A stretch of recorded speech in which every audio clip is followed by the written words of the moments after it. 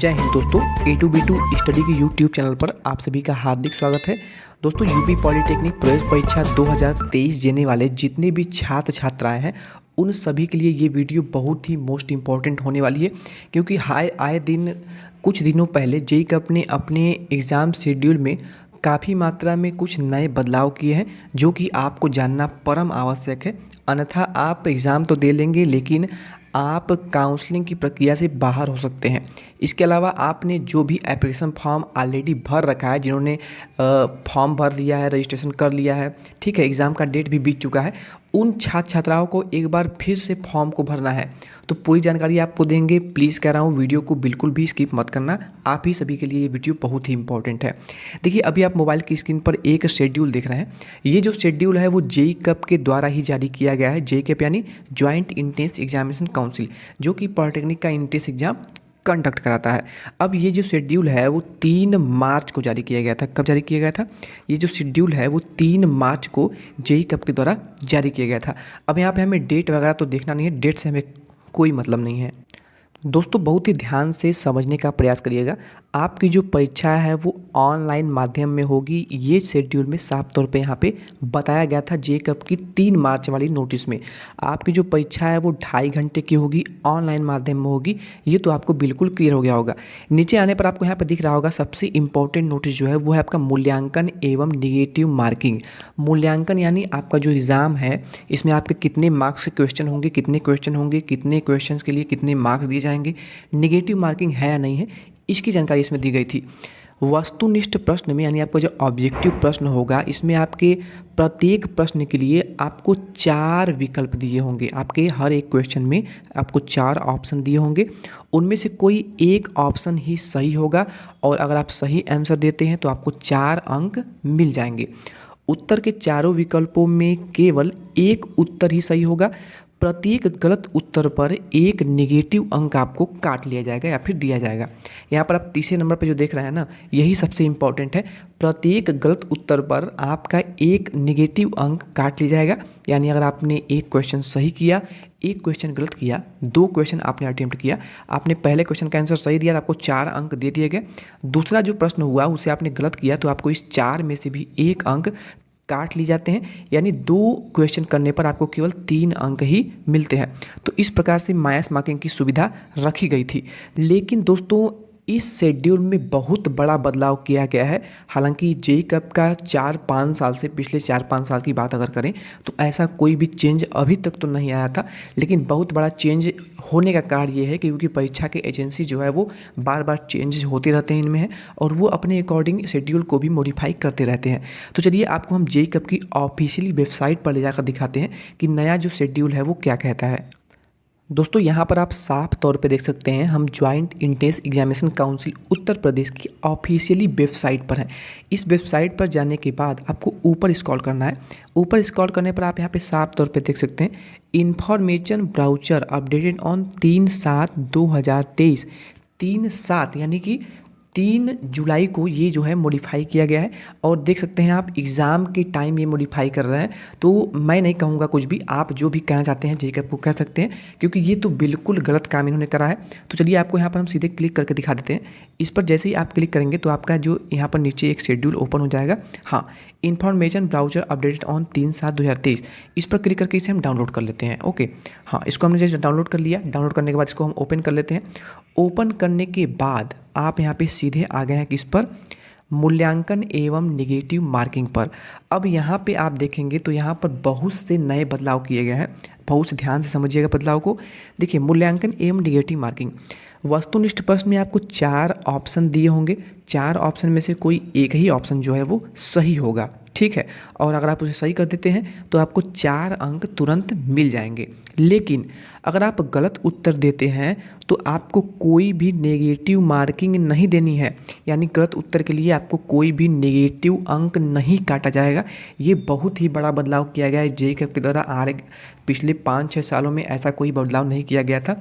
तो ये सभी आप सभी के लिए कोई गुड न्यूज़ नहीं है, क्योंकि नेगेटिव मार्किंग अगर हटा दिया गया है तो आपको क्वेश्चन तो पूरा अटेम्प्ट करना ही है। लेकिन नेगेटिव मार्किंग अगर नहीं है तो वो सभी स्टूडेंट्स के लिए नहीं है, इसमें कोई आपको इफेक्ट नहीं पड़ने वाला है। हाँ, इस कंडीशन में आप क्वेश्चंस को पूरा अटेम्प्ट कर सकते हैं। किसी प्रश्न के गलत होने पर अथवा अगर उसमें 2 ऑप्शन सही हैं, कोई क्वेश्चन दिया है उसमें 2 ऑप्शन जो है वो सही है, तो उस कंडीशन में आप क्या करेंगे? तो उस कंडीशन में अगर आप कोई भी ऑप्शन चूज करते हैं, आपको उस प्रश्न के लिए सभी छात्र छात्राओं को, जितने भी छात्र एग्जाम दे रहे हैं, सभी को उस क्वेश्चन के लिए 4 अंक मिल जाएंगे। एक प्रश्न के 1 से अधिक उत्तर देने पर, यानी अगर आप कोई एक प्रश्न दिया गया है, उसका 4 ऑप्शन दिया है, आपने 2 ऑप्शन अगर उसका सही आंसर दे दिया, तो उस कंडीशन में क्या होगा? उस कंडीशन में आपके दोनों ही जो क्वेश्चन होगा उसको गलत मान लिया जाएगा और उसके आपको कोई भी अंक नहीं दिए जाएंगे। अब दोस्तों यहाँ पर जेकब की एक बेवकूफ़ी जो है मुझे साफ तौर पे दिख रही है, और वो ये है, इन्होंने यहाँ पे साफ तौर लिखा है कि ऑनलाइन परीक्षा जो होगी वो ABCDEFGHI सभी ग्रुप के छात्रों के लिए ऑनलाइन कंप्यूटर माध्यम से ही संपादित करी जाएगी। ठीक है, और इसके अलावा इन्होंने ये भी दिखा है, जो मैंने आपको नीचे बताया वही सब है, और आपको एग्ज़ाम से 10 दिन पहले ही आपके वेबसाइट पर जो है वो मॉक टेस्ट की सुविधा उपलब्ध हो जाएगी, जिससे आप ये अंदाज़ा लगा पाएंगे कि जो टेस्ट है वो दिया कैसे जाता है। तो इसकी जानकारी हम आपको दे देंगे। अब क्योंकि यहाँ पर इन्होंने लिखा है कि ऑनलाइन परीक्षाएँ होगी, तो बताइए, जब परीक्षाएं ऑनलाइन ही कराई जाएंगी तो वहाँ पर एक प्रश्न से अधिक उत्तर आप कैसे दे सकते हैं? जब आप परीक्षाएं ऑनलाइन देंगे तो उन 4 ऑप्शन में कोई एक ही ऑप्शन आप चूज कर सकते हैं, 2 ऑप्शन तो आप चूज कर ही नहीं सकते हैं। तो उस कंडीशन में आप कैसी भी स्थिति आए, आप एक ही क्वेश्चन का 2 आंसर दे ही नहीं सकते। तो ये इन्होंने पॉइंट तो ऐड कर दिया है, लेकिन ये एक प्रकार से इनकी बेवकूफ़ी है। दोस्तों अंत में आता है ये आपका बहुत ही बड़ा अपडेट, और ये अपडेट अगर आपने ध्यान से नहीं देखा तो आप काउंसलिंग की प्रक्रिया से एग्ज़ाम देने के बाद ही बाहर हो जाएंगे। ठीक है दोस्तों, ये जो अपडेट है ना, ये इतना इम्पॉर्टेंट अपडेट है क्योंकि अगर आप इसको ध्यान से नहीं देखते हैं तो एग्ज़ाम देने से पहले ही आप काउंसलिंग की प्रक्रिया से बाहर हो सकते हैं। ध्यान से समझने का प्रयास करिएगा। देखिए, ये अपडेट जो है वो प्रवेश परीक्षा की तिथि से 10 दिन पूर्व आपको वेबसाइट पर देखने को मिलेगा। इसमें आपको करना क्या है, जैसे कि अगर 2 लाख अभ्यर्थी जो है वो पॉलिटेक्निक एंट्रेंस के लिए आवेदन किए हुए हैं, इसमें सभी ग्रुप के छात्र आ जाते हैं। अब अगर 2 लाख छात्रों ने आवेदन किया है, टोटल 2 लाख छात्र अगर आवेदन किए हुए हैं, तो इन 2 लाख छात्रों को ना अपना अपना सीट जो है वो रिजर्व करना होगा कि हाँ भैया, मेरा सीट एक रिजर्व है, मुझे काउंसलिंग इसके बाद, एग्जाम के बाद करानी है। अगर मान लीजिए अगर 500 छात्र हैं पूरे पॉलिटेक्निक में फॉर्म भरने वाले, तो 500 छात्रों के लिए 500 सीट आप सभी को अपना अपना सीट जो है वो कंफर्म करना होगा। नहीं करेंगे तो मान लीजिए अगर 500 छात्र टोटल हैं, उसमें से 400 छात्रों ने ही अपना अपना सीट रिजर्व किया, तो ये जो 100 छात्र हैं ना वो काउंसलिंग करा ही नहीं पाएंगे। ऐसा यहाँ पे लेटेस्ट न्यूज़ में इन्होंने बताया हुआ है। देखिए, आप जेकब की ऑफिशियली वेबसाइट पर जाकर के ये काम कर पाएंगे, और अपने आधार नंबर पर जैसे ही आप वहाँ पे लॉगिन आईडी पासवर्ड डालते हैं ना, तो वहाँ पर आपसे अपना आधार नंबर आपका मांगा जाएगा, और उसी आधार नंबर की प्रविष्टि यानी आधार नंबर को डालते हुए अभ्यर्थी को न्यूनतम 1 अथवा अधिक से अधिक विकल्प एवं पाठ्यक्रम का चयन करना होगा। पोर्टल पर अपलोड किया जाना ये अनिवार्य होगा, समझ रहे हैं? जैसे कि जो छात्र 2 फॉर्म भी भरे होंगे, यानी आपने ग्रुप ए के लिए भी फॉर्म भरा है, ग्रुप ई के लिए भी फॉर्म भरा है, लेटरल एंट्री के ग्रुप के लिए भी फॉर्म आपने भरा हुआ है, तो आपको 3 जो है सीट को आवंटित करना होगा, 3 सीट आपको चूज करना होगा वहाँ पर। जैसे ही ये एक्टिव हो जाता है आपको वेबसाइट पर, इसकी पूरी जानकारी हम देंगे। देखिए, पूर्णतः काउंसलिंग प्रक्रिया से आप बाहर हो सकते हैं यदि अभ्यर्थी कोई भी विकल्प पोर्टल पर अपलोड नहीं करता है, तो अभ्यर्थी पूरी तरह से काउंसलिंग प्रक्रिया से बाहर हो जाएगा। ठीक है, तो इसका आपको विशेष ध्यान रखना है। इस पर विशेष ध्यान रखना क्या है बता देता हूँ। देखिए, आप जब वहाँ पे वेबसाइट पर विजिट करेंगे 10 दिन पहले, वहाँ पे लिंक एक्टिव हो जाएगा, वहाँ पर आपको डिटेल फिल करना होगा। डिटेल फिल करने के बाद जैसे कि आप ग्रुप ई के छात्र हैं, तो वहाँ पर क्या करना होगा ना, आप अगर ग्रुप ई के छात्र हैं तो आपके एक क्वालिफिकेशन होनी चाहिए फॉर्म भरने के लिए। एक एलिजिबिलिटी होती है कि आपके इंटरमीडिएट में कम से कम 50% अंक के साथ आप पास होने चाहिए, नहीं तो आप एग्ज़ाम नहीं दे पाएंगे। तो देखिए, वही चीज़ बताया गया है कि अभ्यर्थी को संबंधित पाठ्यक्रम हेतु, यानी अगर आप जिस भी पाठ्यक्रम में प्रवेश लेना चाहते हैं उससे हेतु निर्धारित न्यूनतम शैक्षिक अर्हता की प्राप्तांक एवं पूर्णांक, यानी उसकी अर्हता पूरी करनी चाहिए आपको। आप अगर ग्रुप ई के छात्र हैं, आप ग्रुप ई में एडमिशन लेना चाहते हैं, तो आपके इंटरमीडिएट में मिनिमम 50% अंक होने ही चाहिए। अगर नहीं है तो आपका फॉर्म अभी के अभी निरस्त कर दिया जाएगा।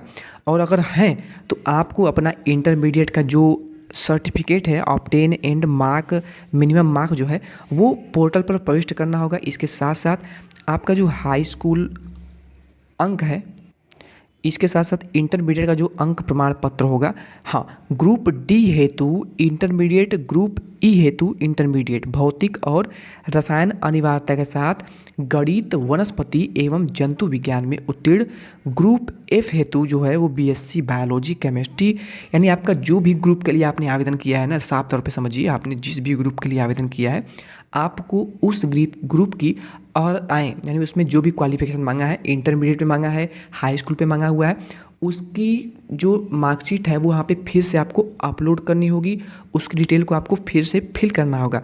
अगर आप ये काम नहीं करते हैं तो आप काउंसलिंग नहीं करा पाएंगे, आप एग्ज़ाम जो दे लेंगे लेकिन आप एडमिशन नहीं ले पाएंगे। अब देखिए, अंक पत्र प्रमाण पत्र पोर्टल पर अपलोड किए जाएंगे, उसके पश्चात ही अभ्यर्थी द्वारा उपरोक्त वेबसाइट से माध्यम से अपना प्रवेश पत्र डाउनलोड कर पाएंगे, यानी इसके बाद ही अपना प्रवेश पत्र आप डाउनलोड कर पाएंगे। अगर आप ये काम नहीं करते हैं तो आप प्रवेश पत्र डाउनलोड नहीं कर पाएंगे, आप एग्ज़ाम ही नहीं दे पाएंगे, ठीक है।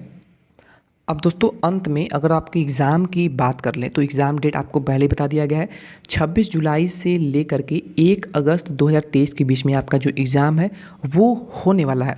लेकिन ग्रुप ए का एग्ज़ाम किस डेट को होगा, ग्रुप ई का एग्ज़ाम किस डेट को होगा, यानी किस ग्रुप का एग्ज़ाम किस डेट को होगा, ये इन्होंने अभी तक क्लियरफाई नहीं करा है। तो इसके लिए वेट करिए और अपनी प्रिपरेशन को तेज़ करिए, और जैसे ही आपका इसका 10 दिन पहले, 10 डेज पहले जब इसका फॉर्म भरना स्टार्ट हो जाता है तो आपको हम इसकी जानकारी सही से देंगे कि कैसे फॉर्म को भर करना है, कैसे फिल नहीं करना है, क्योंकि उसमें अगर आप गलती करते हैं तो करेक्शन का कोई भी मौका नहीं मिल पाएगा। तो दोस्तों उम्मीद है आपको इससे रिलेटेड जो भी डाउट थे, जो भी जानकारी है वो बहुत ही अच्छी लगी होगी। इस वीडियो को बहुत ही ज़्यादा शेयर करें, उन सभी छात्रों को साथ पहुंचाइए जो कि फॉर्म के लिए आवेदन करे हैं। नहीं तो वो छात्र फॉर्म तो भरे हुए हैं, 300 रुपये लगा करके रजिस्ट्रेशन करे हुए हैं, एप्लीकेशन फॉर्म भरे हुए हैं, लेकिन वो एग्ज़ाम ही नहीं दे पाएंगे, तो उनका जो है समय, 1 साल और पैसा दोनों ही बर्बाद हो जाएगा। तो प्लीज़ आप सभी से रिक्वेस्ट है कि आपके जो भी फ्रेंड्स दोस्त हों उनके साथ ये वीडियो को ज़रूर शेयर करें। Thank you.